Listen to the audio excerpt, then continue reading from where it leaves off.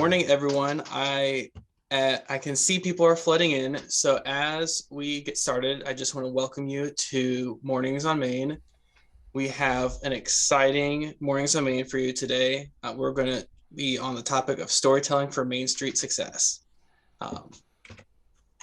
As we get started, up on the screen, you will see just different ways to navigate this Zoom webinar. You can see the participants. You can drop questions in chat. At the end of the webinar today, we will have a Q&A session. Me and Caitlin will be monitoring that. So just pop your questions down in the chat and we will be able to take them down and answer them for you guys. With that, we also want to let everyone know that you want to save the date for our Places Reimagined Main Street Conference. It's going to be in Kansas City this year, August 3rd through 5th. Our conference website, you see at the bottom of the little save the date card on screen. It is live, it is open. Feel free to check it out after the webinar and look at all the cool things that we have in store for everyone. And in order to get as much out of Phil as we can, I'm going to go ahead and introduce Phil. He is the founder of Storyville, an agency providing story-based marketing across the country. By emphasizing human faces and human stories, Ike believes that doubling down on being human is the best way for communities to cultivate pride, attract and retain talent, and investment and support small businesses. And with that, Phil, I'm going to pass it over to you. Awesome. So let me get my screen up. And looks like we are set right there. Let me make this nifty and full screen for everybody. And I think we are all set. So my name's Phil Ike, and I'm from Storyville here in Bay City, Michigan. And I actually used to be a teacher, a middle school teacher. I used to teach 5th and 6th grade here in Bay City, taught for about 6 years. And I, like every teacher in every school, in every classroom across the country, would get this question from my kids. Why are we learning this? And that question really gets to the heart of things, doesn't it? Because especially when it comes to community work, it's not good enough just to do things, because the work that we do can affect so many people in so many areas of these places we call our communities. And so it's not good enough just to check boxes. And along with that, if we understand the why, that will always lead to a better how. And so we're going to start off today talking about some principles of storytelling so that we can eventually get to a better how. Hey, Phil, before we move on really quick, we can see your presenter view and all your notes on screen as well. So I didn't know if you wanted to move that off screen. Yeah, let me see if I can do that. Zoom's showing me that I'm sharing just that window, so let me quick exit out of full screen. And then we'll start this. How's that? Can you still see those notes? No, we cannot. You're good. Okay, cool. What about now? You're good. We don't see them either. Okay, cool. Something to go with that full screen then. Awesome. So we're gonna start off talking about principles of great storytelling first. Question for you. What do you think about Yoko? Look at her face, look at her eyes, look at her hair, her clothes, her cane, her posture, look at everything. And then I know I can't see you and I can't hear you, but at the count of 3, I want you to out loud tell me something that you think about Yoko just on her picture. If you're surrounded by other people, maybe you answer in your head. But at count of 3, everybody responds with something you think about Yoko. 3, 2, 1. Now let's read 2 paragraphs of Yokos Story. Now this is the first part of a 5-part series of Yokos Story. The rest of this post was probably about 10 paragraphs long, but here's just the first 2. A long time ago, in 1933, I was born in Tokyo, Japan. I told you the year I was born because that means I experienced World War II. I was a little girl, but I watched. There was no television, no computer, just radio, and the city was all taken over by the military. I was in 5th grade when the bombing of Tokyo happened. They knew it was going to be bad, I guess. We were warned, and the Empress ordered us to evacuate all the elementary school children. I had to leave for about 1 year. Same exercise, count of 3. Now, after hearing 2 paragraphs of her story, what do you think about Yoko? 3, 2, 1. I don't even have to hear your answers because everybody says the same things, and they're almost always right. When I walked into the Japanese Cultural Center in Saginaw, Michigan to take this picture of Yoko, I have never done an interview where I walked into a room and I felt like I was walking into the presence of royalty. She is just as kind and loving and caring and dedicated and compassionate as you would think that she would be based on just this picture and these first 2 paragraphs. And now here is this woman who had lived at a time none of us have been alive, in a place none of us have lived, experiencing something that none of us have ever experienced, and she's in my community. We've only seen a picture of her, we've only heard 2 paragraphs of her story, but already we feel like there's a making of a relationship here. Now, and on top of that, I also have your attention. There's curiosity, there's an inherent motivation to want to know more. Phil, stop talking. I want to know the rest of Yoko's story. A couple more questions for you then. Do you trust her? Most likely, yes. Next question. Do you feel at least the start of some kind of emotional connection with her? Most likely, yes. And finally, the last question. If you sat down with Yoko, maybe over a cup of tea, and listened to her tell her story, and at the end of this conversation, she took your hands and said, would you go to my tea ceremony event this weekend at the Japanese Cultural Center in Saginaw, Michigan? Would you at least be more likely to go than if you just saw a random graphic advertisement saying date, time, location, information? Again, most likely yes. This example with Yoko hits all of the principles we're going to talk about and why of storytelling. And here's the first one. Whenever we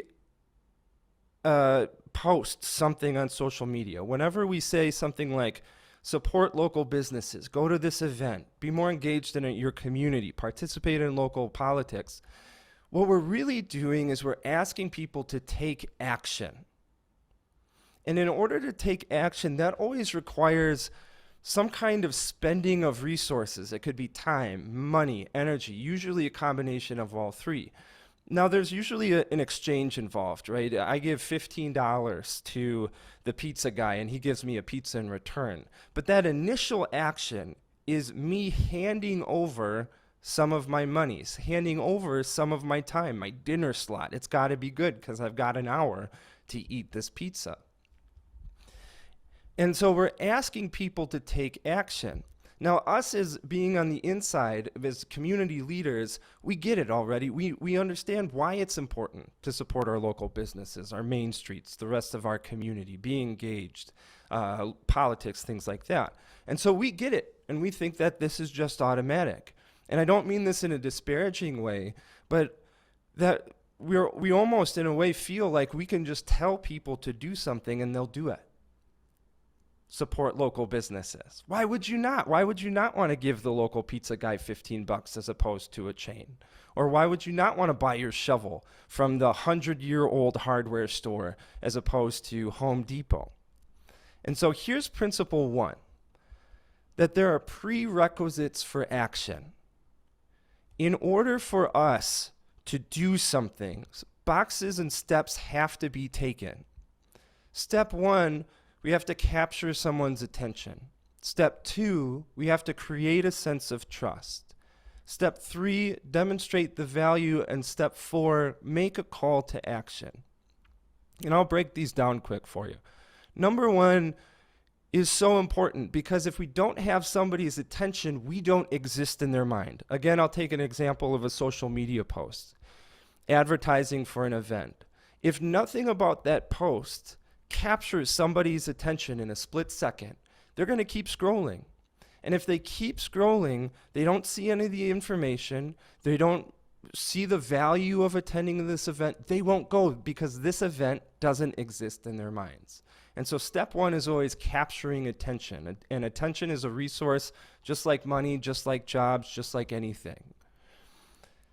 Step number two, once we have their attention, we have to do something to create a sense of trust. We have to do something that creates a relationship between us. And I'll give you an example.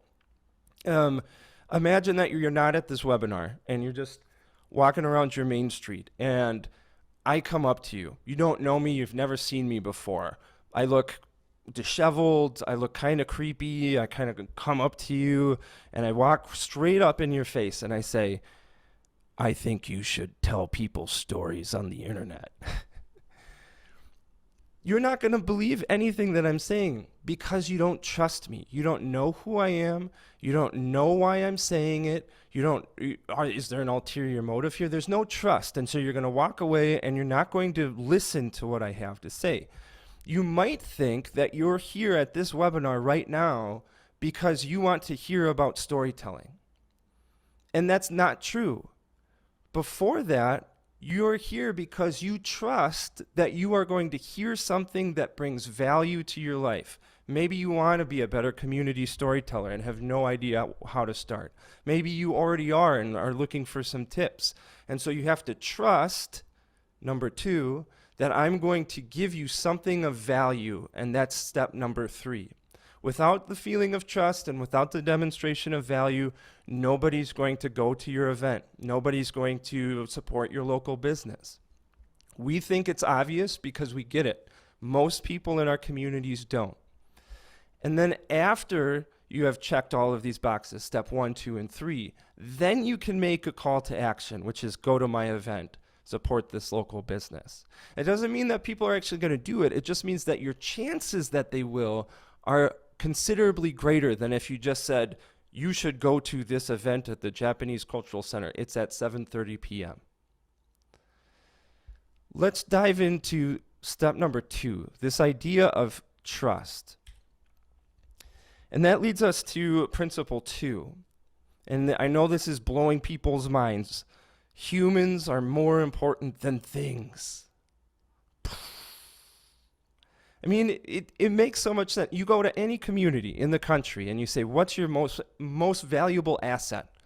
And almost all of them are going to say, it's our people. It's our people. It's our people. We are obsessed with people. We spend on average 6.5 hours a day on our phones. Almost all of that on social media or texting, communication with another person.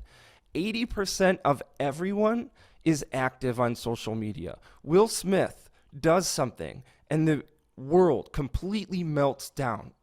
Outside of social media, what do we talk about? Other people. What other people are doing. What is being done. We share our story. We want to listen to the stories of others. We make stories together. And this obsession with other people is great because people and their stories are what makes communities. And people are the things that make communities work. But if I did an audit of most community marketing, what would I see? And I can tell you what I would see because I do this a lot. Take, for example, I hop over to your city or your Main Street Facebook page to look at photos. Maybe it's not yours, it's somebody else's. And I scroll through the photos. Usually what I see is this: historical building, Canva design, picture of downtown, there's a person shopping, another graphic, text-based graphic, river, tree, lake, person, pizza, beer.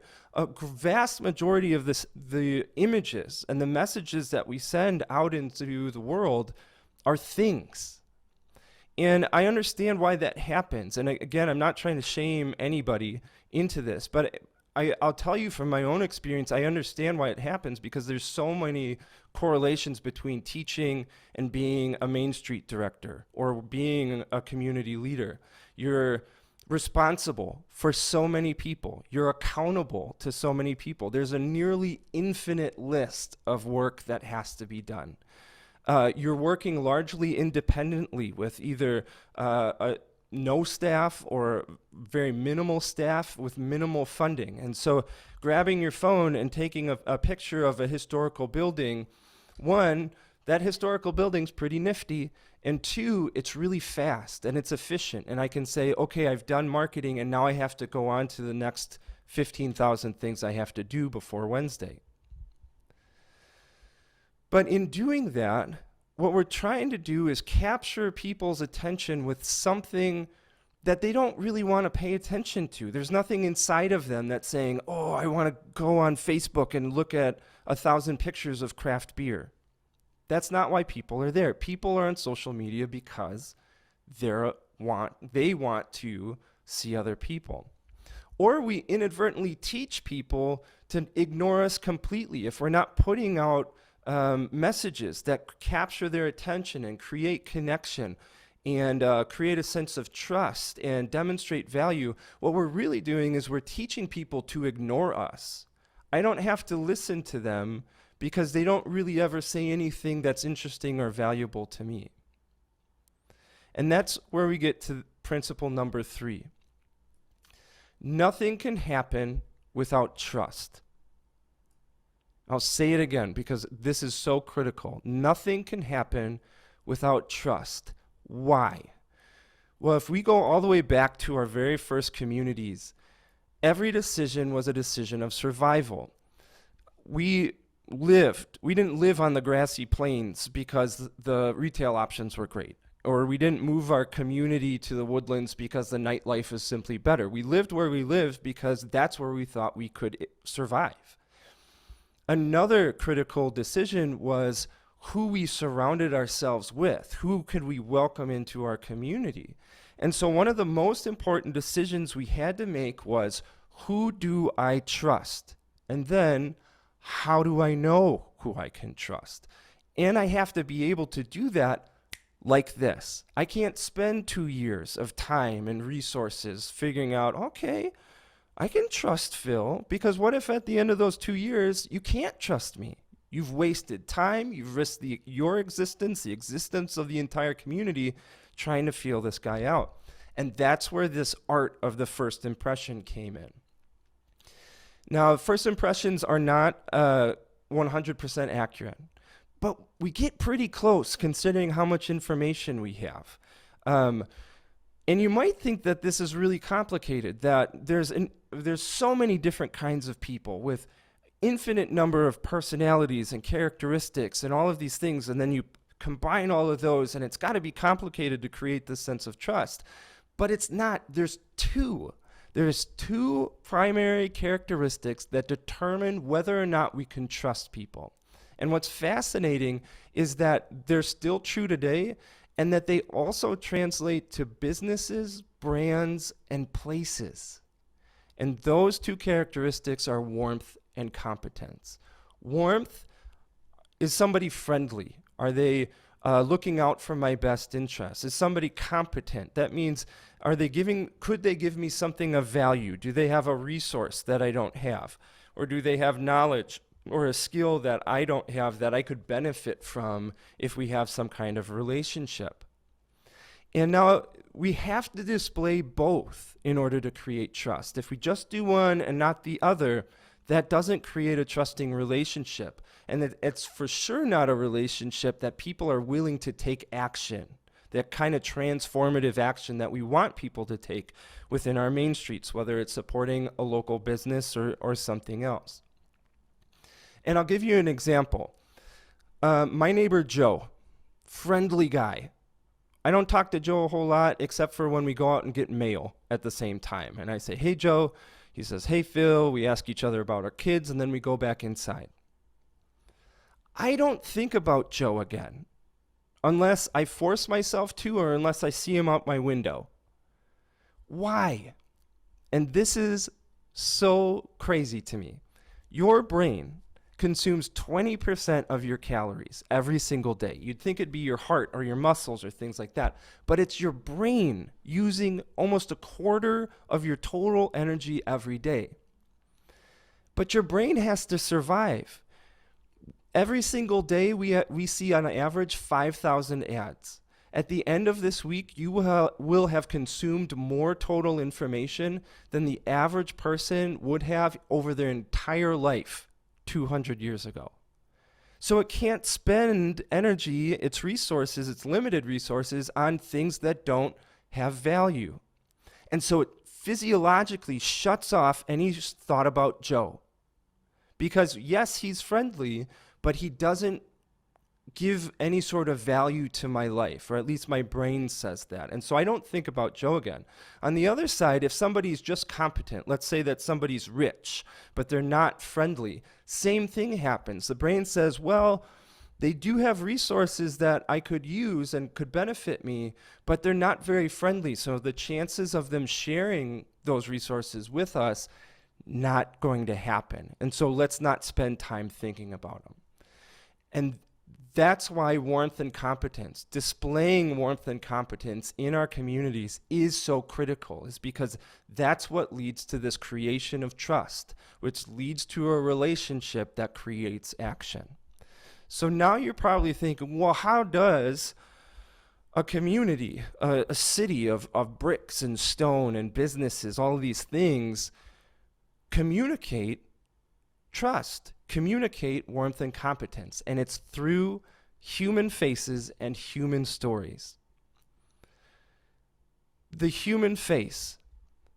Just 3 weeks ago, there was a new study released in the study of brains with people with epilepsy. And the test was that they would show a bunch of images to these people while their brains are hooked up to a monitor to monitor their brain activity. And so they would show them photos of things, houses, cars, streets, trees. And then when they showed a picture of a person's face, in a completely different section of the brain, they would see activity and stronger activity. Incredible. When we see a human face, there are triggers firing in our brain that fire at no other time. And so when a city or a community or a main street decides to tell its story through human faces and human stories, it decides to reach deep inside of our DNA and touch a part of our humanity that can only be reached through storytelling. Along with that, stories are also the differentiator. How are we different from other communities? Here in Bay City, Michigan, the vocal minority of cynics will say, why aren't we more like Traverse City? Traverse City is the tourist mecca of Michigan. We could never be Traverse City. We could wake up tomorrow and the federal government says, here's $1 billion, you need to spend it within the next 5 years, and we still wouldn't ever be able to catch up to Traverse City. So how do we win against all of these big cities, all these huge cities, all of these cities that everybody talks about, Chicago, New York City, San Francisco, Detroit, that people are almost automatically drawn to? It's by being different, and specifically by being ourselves. How do you show that? Through storytelling.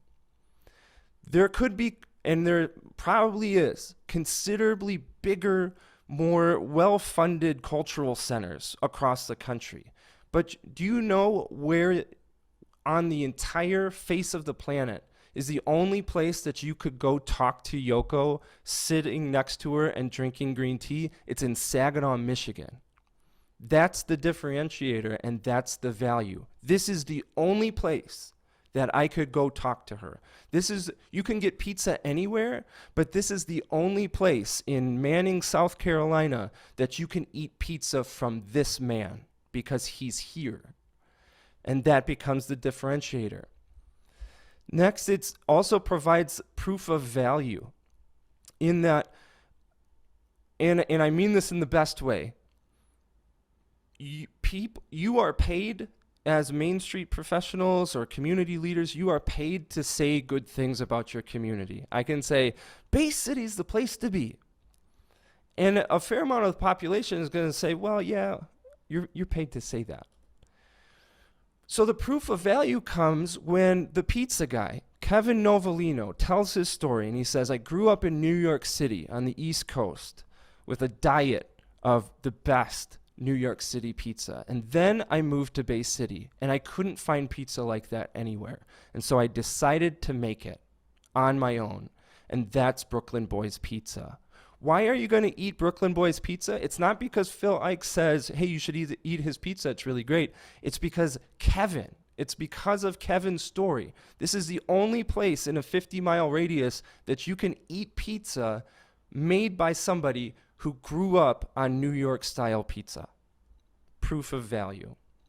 And then finally, love and pride. And this is important to talk about because when you go, or if you've already started doing storytelling in your community, you might get some of this, either from funders or government officials or anyone else. They're going to say, well, storytelling is like it's nice, or it's icing on the cake, or it's the thing that you do when all of your actual work is done. But love and pride is everything. You felt a certain way, a certain emotion between Yoko, or you felt a different way about Yoko after hearing her story. And that difference comes from this emotion. Emotion, the strongest motivator that we have. We want to think that we're motivated by logic and all of these things, and we're not. We're motivated by emotion. And specifically in our communities, we want people to be motivated by love. I hate reading off slides, and I'm sorry if there's typos here, but this quote from Peter Kageyama's For the Love of Cities is just immaculate. And again, I apologize for the typos going into this. Instead of merely livable, I think we need to start thinking about how we make our cities more lovable. I don't mean this in a kumbaya kind of way, nor am I suggesting it's as simple as let's all just get along. Rather, I'm advocating for the importance of deepening the relationships that we have with our cities and that our cities have with us. When we love something, we cherish it, we protect it, we do extraordinary things for it. If cities begin thinking of themselves as engaged in a relationship with their citizens, and if we as citizens begin to consider our emotional connections with our places, we open up new possibilities in community, social and economic development, by including the most powerful of motivators, the human heart, in our toolkit of city making. Love is everything. Do you want more investment in your community? If you've got 10,000 people that love your community as opposed to 1,000, is that going to be more successful? You bet. You want more volunteers? Get them to love the community more. You want more people supporting local businesses? Love is the answer. I walk across the street twice a week to get a taco from Bark, BC, here in Bay City. Not because they're the world's best tacos, because they're not. But I love Tim Schmidt, the owner. He will sometimes run ribs that he's trying in the smoker over to me, say, Phil, what do you think about these? I love that guy. And so I will buy his tacos until the day I die. Principle 4, love is the goal. This is a quick why here, because most of my work is on social media, and there's a reason for that, and I kind of hinted at it earlier. In that, one part of this storytelling is the actual story, the message that you're trying to send. But equally as important is how you send it. Because if you are the world's best opera singer, but singing in a completely empty theater, you can't change the world because nobody knows you exist. You have to do something to put that music in front of people, and then they can hear it and they can experience it, and then they can walk away saying, you are the world's best opera singer. And so social media within a community can be that. It can be, if it's effectively done, can be that way to get everybody in the room and show the messages that you want them to see right in front of their face. 80% of your population uses it every day. Most of that population uses it for almost 6.5 hours. When I publish a story on a community's social media page, 7 a.m., they roll out of bed, they grab their phone, they open up Facebook, and boom, there's a person from their community staring right at them with a smile on their face, sharing their story. They don't have to subscribe on an email list. They don't have to buy a magazine. They don't have to even click a link over to their website. We're putting stories of their community directly in their hands. And the great part about storytelling and social media is that's why people are there. Whether it's they want to see what people are eating for lunch or they want to catch up on gossip, people are on social media for stories like these. And so we can give them exactly what they're looking for. So a quick recap before we get into the how. Why storytelling? 1, it elicits action. 2, it's physiological. It's deep in our DNA, almost instinctual. 3, it demonstrates humans are more important than things. 4, it creates trust. 5, it cultivates emotional connections of love and pride. And 6, it's effective in mass modes of communication. So you might think that this is a lot, but the beauty of storytelling is that it checks all the steps for taking action. It covers all 6 of these. And so if we tell great stories, we do all of these things. So before we get into the how, there's some rules. Rule number 1, your city already has a story.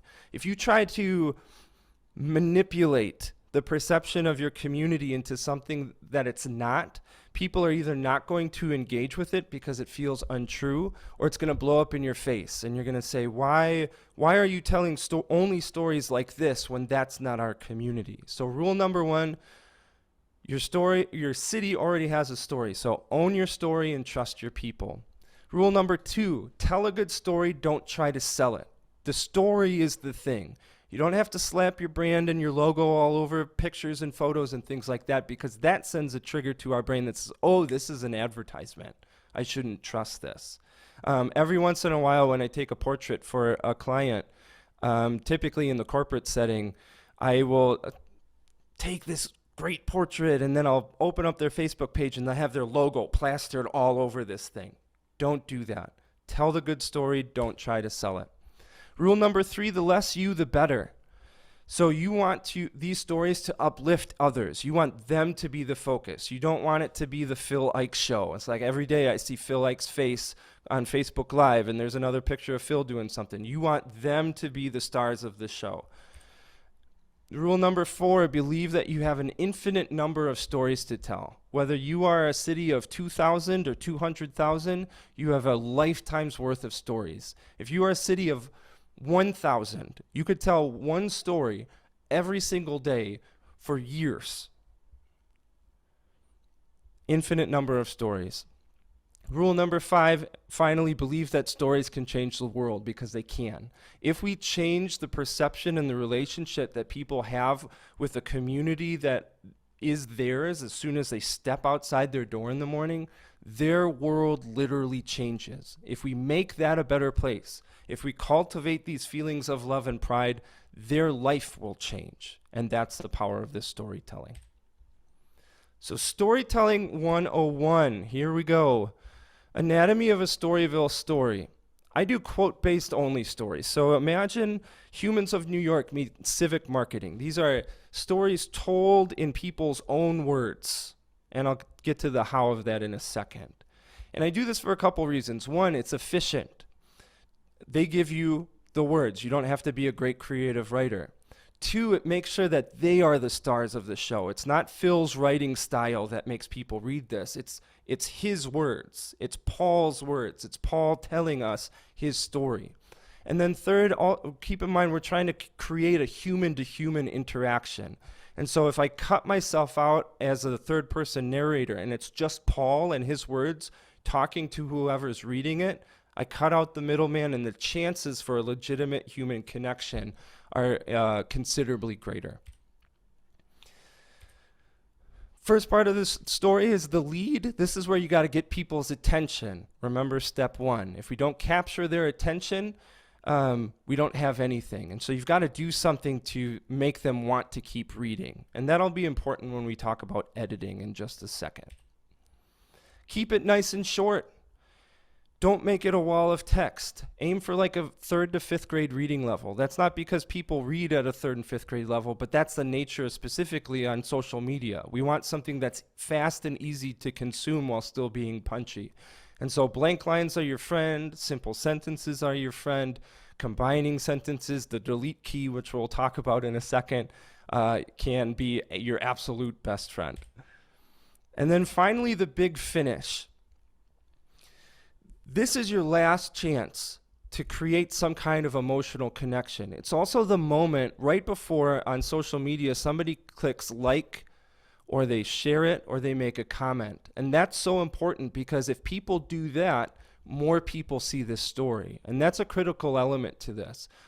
Can we change 10 people's lives with this story? Yes. Is it better to change 10,000 people's lives? Absolutely. And so trying to figure out a way to use their words to create an ending that has some kind of emotional punch or a twist or some kind of celebration of our community is a great way to have some, I don't want to say force, but encourage somebody to jump into the comments or hit like or share it with their friends. The photo that I include in the stories is almost always a single portrait picture because I want eye contact. I also want their face to be as big as possible so it takes up as much of the screen. For instance, they're scrolling on a phone. I want that portrait picture to take up most of their screen, increasing my chances of capturing their attention. So quotes only, single portrait picture. How do you do it though? If I have a 20-minute conversation, how am I going to remember every single word that they say? You don't have to. Otter is a miracle app, and the Otter is the reason why Storyville exists. I won't take you through how to use it. I'll explain it to you. And if you want a quick little written article to help guide you through the process, you can head over to my Substack, storyville.substack.com. It's free, and this guide will help you using Otter. But basically, I open up Otter, I talk, conversation. Otter's transcribing the conversation in real time. You can see it on your phone. I don't have to worry about taking notes. I can be in the moment, all of those things. And then when I'm done and I hit stop, it's automatically going to upload to the cloud. So when I walk over to my office, I can open it up and there's our entire conversation transcribed already for me. Also linked to the audio in case things might be unclear. I can refer back to it. Now, it's not perfect. And it's not copy-pastable. And you do have to craft the story. But that's the part of being a storyteller, which we'll talk about in a second. How do you use their words to craft this story? Well, even before you start editing, you've got to have a great interview. Well, Otter has the ability to say, well, I'm not a great writer, but I can still create great stories.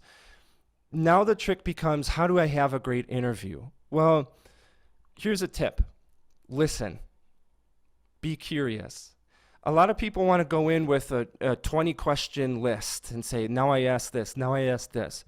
But you're going to get considerably better interviews and you're going to create better relationships with people if you go in and you listen and you're curious. Ask them for details. Dig in to what they're saying. You can go in with scripted questions, but curiosity is almost always better. Play dumb. And I mean that like 101 of that business. They might say, well, everybody knows us. We've been here for 60 years. I guarantee you more than half the community has never heard their story before. And so you have to tell it. Or if they're a maker of something, they make candles. They're not going to think that part of it is interesting because they make candles every single day. But you need to go in and you say, walk me through step by step on how you make these candles. And then finally, and I alluded to it at the beginning with digging for details. These people have lived their stories. They're not storytellers themselves by and large. They're going to pass over really critical details as you're talking to them. For instance, somebody might say, I served in Vietnam for 3 years, and then I came back, and then I started this business, and they're going to keep going on. Either interrupt them or wait until they're done and say, tell me about your time in Vietnam. Tell me about why you love to make candles. Tell me about why you use this kind of wood in this shelf as opposed to this. Dig into those details, because that's what makes these stories unique and human. After you finish this interview, then it's time for photos. And now you might be super nervous. I'm not a great photographer. And the great news is that you don't have to be. You can do this entire thing right on your phone if you remember these 3 things: light, environment, and emotion. If you don't have great light, it's really hard to get a great picture. So you're looking for windows or doors or lamps or going outside or anything like that. And we'll look at examples of these in a second. Number 2, the photos that you take can also tell a story. And so look around their workshop and what's the most interesting wall? Or if they're a boutique owner, where can I put them for this picture where they're surrounded by clothes? And 1, that helps tell the story, but 2, it also makes for a more interesting picture, which helps capture people's attention. And then 3, we want some kind of emotion. Remember, we want to communicate warmth and competence. So if it's a serious business or a serious story, maybe a little bit more stoic. Or maybe you want to shine them up a little bit and you want something outgoing, get them to smile. And then finally, number 4, you need to practice, practice, practice. I just crossed taking 100,000 pictures in 3 years. Still a lot to learn. And so if you're starting from 0, or if you're still really nervous, don't worry about it. Practice, practice, practice. So here's some examples. These 2 give us instances of light, of great light. If you look over on the left with Toyo, light coming from one direction, it helps shape his face. He's not facing the light source so that his face is nice and flat. It gives him some interesting, it makes it a little bit more dramatic. Also an example of environment. You can almost tell that Toyo runs a Mexican restaurant. You've got a cactus and a sombrero, and he's wearing his TNT shirt. On the right, great light on Alex's face. I mean, she's literally glowing. Also emotion. She's absolutely the happiest person that you've ever met, and this photo communicates that. You haven't heard a word that Alex has said, but something about her says, okay, I could listen to her. I want to listen to her story. These are 2 examples of found light sources. So on the left, Rush D, I was in Rush D's basement of his childhood home where his music career started. Dark as sin down there in that basement. But there was a little light bulb sticking out from the ceiling, and that's what's lit his face. It's a single light bulb stuck into the ceiling, making for a really dramatic portrait. On the right with Tom directs a historical museum. Big window, big light. I said, Tom, can you come stand over by this window and just look down at the street? And he said, sure. And I took this picture. Boom. Didn't have to pose him at all. I just said, look out this window, and got a great portrait of him. Here's an example of environment. She runs an antique store, and you can tell that right away based on this photo. Kindest lady you ever saw. But then it's also interesting. It almost makes you window shop her store by looking around at her antiques. Down in Ohio, this is Ben in Gallipolis on the banks of the Ohio River. Love Ben's pose. The sunrise coming off the river, beautiful, but then you've got the mud sock, this old steamer in the background. Sets the tone, sets the environment, makes for a more interesting photo. Naisha, she was part of an art installation at the art museum, and in the middle of this big room, they created this black box that you could walk in, and because they wanted you to walk into Big Mama's house, and on every wall were either historical pieces of art in the Black experience or art made by local Saginaw artists. And so I said, Naisha, can you just move right in the middle of that door? Boom, took her picture. And so now you see her, she's framed by the door, but then you can also explore around her and like, oh, I wonder what that is all about. And you go up and read her story. And then finally, emotion. You can tell people to smile, and that works, but sometimes it doesn't work. And so if you're chatting with them, if you're joking with them as you're taking their photo, it can make for a more authentic smile. The photo on the left with Erin was not a posed photo at all. I was cracking jokes with her and I was firing the camera at the same time. She didn't know I was taking photos. I was just blasting her with pics, and I got a moment of this really beautiful expression. Same thing on the right. I think I made like a flattering joke about her pastries on the right down in Niles, Michigan. And she got this big smile, boom, got her with a picture. And that's how we can create a little bit more authentic emotions. And then finally, Emily, one of my fifth and sixth grade students. Only senior photos I've ever taken. Got a great smile, also some of that environment, did something funny. I put this life preserver on her head and made for a fun photo, an emotional photo, and that's my encouragement to you. Not everything has to be serious, and so get somebody doing something funny and it's gonna kill on social media. Step 2, the biggest step, editing the quotes. Think creative editing. So it's 1 foot in creative writing, but also in editing. You're going to change people's words. Totally fine. You're going to combine their sentences so things flow better. Totally fine. Number 2, you're going to group things by theme or timeline. When we talk in person, we've got a lot of context. And so we can jump around in subjects and things like that. But when we read, things have to be really clear and logical. And so if somebody is talking about their business starting at the beginning of their conversation, and then again at the end, you're gonna take that and group it together so that you've got a really clear timeline. Number 3, delete, delete, delete. We say a lot of nonsense words. Get rid of them. You can always trim it down. The famous quote about Michelangelo was, he has this block of marble and then he releases the sculpture by chipping away at it. And that's essentially what you're doing. You're saying, what can I get rid of so that this story is really compelling and clear? That takes practice. And using Otter makes it really, really easy, but it does take a little bit of a feel and some experience to say, oh, I can move this, or I think people will have a negative connotation of this word, so I'm going to change it. Please do that. In 3 years and 3,000 interviews, I have never had somebody say, hey, I'm really mad that you made me sound better. So please do that. I've never had a complaint. It is absolutely ethical. And then finally, pick your photo. You want your best photo, the brightest photo, the most emotional photo, any photo that says people are going to pay attention to this and this sends the message I want. And then finally, publish it. Publish it anywhere and everywhere, on social media, on a website, if you have a magazine, if you have some kind of city presentation, use pull quotes. Put these stories everywhere. Get as much mileage as you possibly can from it. If you do a story on an event this year, you could reuse that same story next year when it happens again. So anywhere and everywhere, publish it. And then quickly, finally, just quick tips on how do you make this work. If you want to take a crack at this kind of storytelling, take baby steps.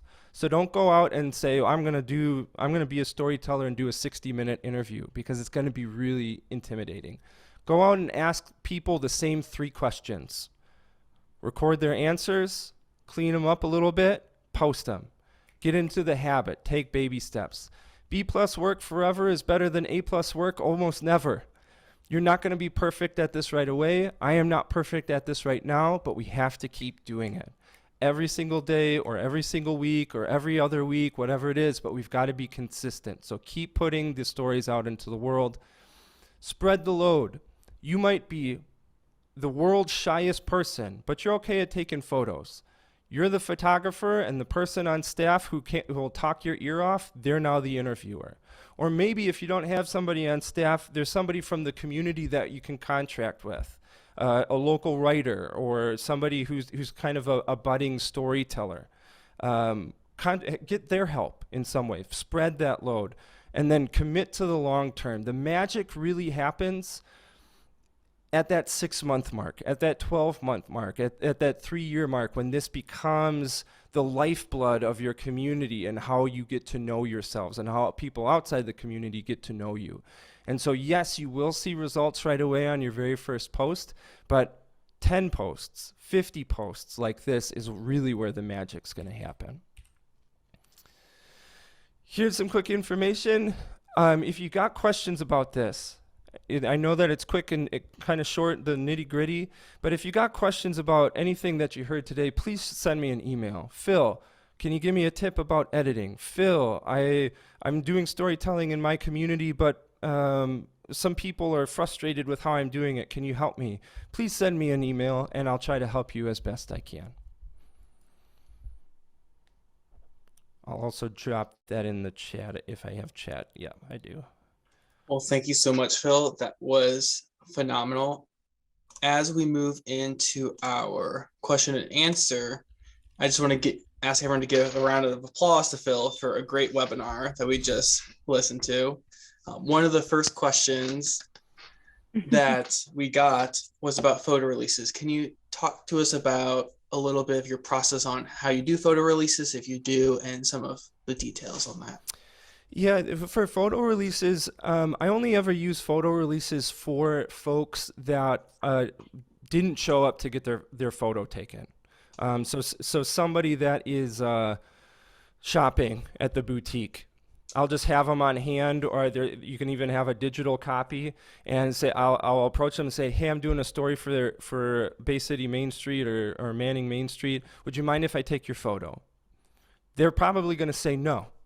Or they could say yes, like, awesome. All you have to do is just pull up that shirt, hold it, take a photo, and then can you sign this photo release? Or can you digitally sign this photo release? So I just always have them on hand. For business owners and community leaders, I've never had them sign a photo release. I've never ran into a problem with that. If you see that being a problem, then you just have them on hand. And you can Google photo release forms, and there's sample copies on the internet. You just edit it to your purposes, and then you carry it around with you, or you can have a digital copy as well. All right, that is definitely good. I know photo releases can come quite in handy sometimes. Yep. Yeah. Are there other questions? Because I have something that I think we should point out as well. Go ahead. Okay. Yep. Yeah, something that you need to think about as you're going through and doing these stories is the combination of stories, or the order that you tell them in, is going to send a message to the community as well. So the individual stories are important, but the overall story arc is just as important. I'll give you for an example. What if you, the community storyteller, are just running around grabbing stories that you think might be interesting, but in a community that is 60% black, all of 15 of your stories have been about white business owners.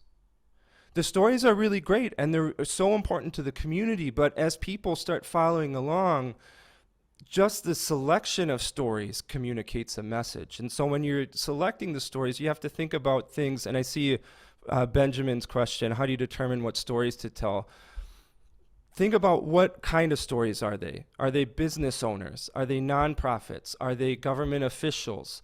Are they community matriarchs or patriarchs? Somebody who is like, everybody knows them. I was just working in South Carolina. Everybody knows this crossing guard because he's a crossing guard, and he's also a rap artist on the side. And so he's in the middle of the street, like really doing up his signals and nodding at people and things like that. Beautiful story. And so I would think about all those different categories, and then I would create a calendar and say, okay, based on these different characteristics, this is the order that I should be in. And that should be over time reflective of the demographics of the makeup of your community. I should be able to look at a year's worth of your stories and say, oh, okay, that's pretty close to the general makeup of Bay City, Michigan, or wherever you're at. And so I had a question too, kind of going Yeah. off of that, just tips for being a good interviewer. I know how you said, practice, practice, practice. You're not going to be as good the first time as you are as you have been doing this, but what are some tips to get you comfortable as an interviewer to make them comfortable as well. Yeah, first I would try to reframe it as having conversations. We're going to have a conversation, and if you approach it like we have conversations every day. We don't go to lunch unless you're like me and really introverted, nervous about this friend that we're going to talk to. We just show up and we do it. And so keep that in mind when you're approaching people, is that they have to be comfortable too. And so if you're like, I'm going to interview you, and then 20,000 people are going to see it, and everything's going to be like, you're really going to freak them out, and they're going to be nervous for the first 30 minutes until you finally warm them up, and then you'll start getting great answers. And you can just say, hey, we're just going to have a conversation about like your business and how it started and where it came from. And then you show up and you approach it just like a regular conversation. You're like, oh man, I love this place. I've never been in this shop before. It's so beautiful here. How did this start? Meanwhile, Otter is running. And they're like, well, it started 20 years ago. And so I've already started the interview and they don't know it. So one, think conversation. Two, think, how can I build rapport? How can I make them comfortable? If somebody's really nervous, I might have to spend the first 10 minutes making them feel comfortable, just schmoozing them a little bit. Another tip is, because it's conversational, share your own personal experience. Share your thoughts as well. Don't interrogate them. Where were you? What did you do next? What do you think? You're two humans talking human to human. Yes, you're doing a story, and yes, you're doing your Main Street work, but you're two humans talking about human stuff. And so this is an opportunity for you to get to know them as well. And so have an actual legitimate conversation. Otter makes that possible because it's just always recording. And then you go back, you're like, yep, that's me talking. Delete, delete, delete. Boom, done. And now this person had a real conversation with a real human, and you got better answers in the process. I think that's something good to point out too is you said, as you're doing your Main Street work, but you're also building that relationship. Not only are you getting the story out of it, but you are establishing stuff that could potentially help your organization down the road too. 1000%. And I'll give you an example from my own experience. I had never done work like this for a city before, ever. When the city of Saginaw said, you're hired. And I was like, oh, what do I do? And then make things even more complicated, I had lived in the city of Saginaw for a long time, but I had just moved to Bay City. And so now I became, on social media immediately, the white kid from Bay City, from out of town, who was going to change our narrative. And I was like, oh, this is really bad, because this isn't what I'm trying to do, but this is how the ball is rolling. And so I got into the comments and I said, guys, I totally understand why you're thinking this way. I get it, because there's no reason for you to trust me. And if you know the city of Saginaw, it's a history of things being taken away from their community. And so here's another threat that he's going to come in and gentrify our neighborhoods and rewrite our stories. And got annihilated for the first month or so. And I said, guys, just give me a year. Give me a year to show you what we're doing. And at the end of that first year, I was literally embraced by the community, because it wasn't about me. It was about them. Here's this community that desperately wanted to be seen and heard and have people think positive things about them. And I let them tell their own story in their own words. So I created this platform for them to be seen and to be heard. Is that indispensable for my work right now? You bet it is. People will talk to me. People I never imagined in my life will talk to me. I have better relationships with the city of Saginaw than I do in my own community because of this work. And on top of that, I am a completely different person as well. My life, my personality, my thoughts, my perceptions of the world have changed for the better because of this.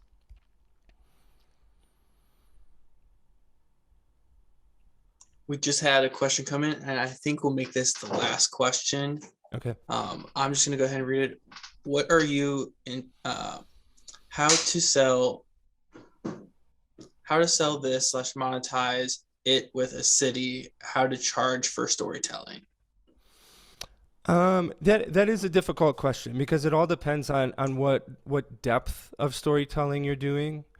You could think of it as photography and writing. Like if you're especially looking to contract this out for local photographers, local writers, look at their rates, and then that'll give you kind of an idea. If you're trying to sell it to a city, I don't do. I go in and I show them metrics. Like I show literally I have two charts that says this is the moment of this Facebook page before storytelling, and then right here's the first story, push, and it literally goes like that. That's all I have to show them. I don't, and it's one slide, two graphs, and then I start talking about love and pride and connection and supporting businesses and all of these other things because that is the thing that really sells it. And because if you try to sell it like we're gonna get 20,000 Facebook followers within 6 months, you can't promise them that. You don't know that. How do you measure the ROI of this? You can, but it's really complicated. And so you show them that it works, and then you say, and then these are the benefits. And if they don't bite, then you've got to maybe do some convincing, maybe doing some free work, maybe start a local podcast and show them. And that's what I did here in Bay City, and it worked. Everybody wants to be on the podcast. And so then I went to the city as part of a proposal. I said, you know what? We can have an official podcast. And everybody lost their brains like, oh, we're going to have an official Bay City podcast.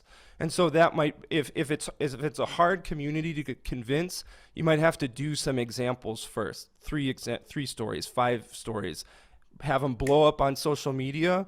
Well, this post got 700 likes and we've only got one before. And then you can show your city council. We did 3 story posts. Every single one of them reached over 15,000 people. We've never reached over 400 before. Boom, you've got your proof. That's perfect. That's great. That's a great way to kind of approach that situation and kind of get storytelling to be more of a focus in many communities that may have a hard time getting that ball rolling. Yeah, so a lot of communities are already moving in this direction. They get that they have to control their story a little bit more, but some communities aren't, and they're like, "Whoa, what's the ROI of this? Are we actually going to get our money's worth?" And I understand where they're coming from, and so you might have to give them a little taste of it first and say, "Hey, look, prove it." And it'll work. It'll work every single time. And that's why I teach the storytelling this way. It's because yes, it does take a little bit of time and it does take practice if you've never done it before, but it's the easiest and most effective way I've found in doing these stories to reach people. All right. Well, with that, we will conclude. Everyone, thank you so much for coming out and participating in this webinar. Our next one is going to be September 7th, and it's to be determined on the topic. So keep a lookout for us announcing the details and what that will be. We're so glad everyone came out and participated and in the chat as well. Again, a round of applause for Phil for Thanks, everybody. the wonderful webinar. Thanks, Thank you guys Phil. so much. Thanks, guys.